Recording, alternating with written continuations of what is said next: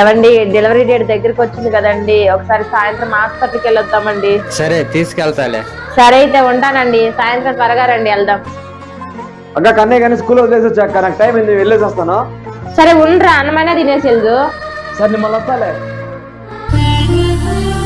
అన్నా కొంచెం అన్నం ఉంటే పెట్టండి, నా ఆకులు అవుతుంది. అన్నం లేదు ఏం లేదు పోమా.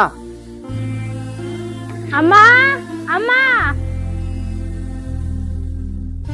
ఏంటమ్మా ఏం కావాలి? అమ్మా కొంచెం అన్నం ఉంటే పెట్టండి అమ్మా. ఏమ్మా ఇట్లా అడుక్కోపోతే ఏదైనా పని చేసుకోవచ్చు కదమ్మా. నేను ఏం పని చేస్తానమ్మా? ఏమ్మా నీ కొడుకులు కూతుర్లు ఎవరు లేరా నేను చూసుకోవడానికి? నాకు 2 కొడుకులు ఉన్నారమ్మా.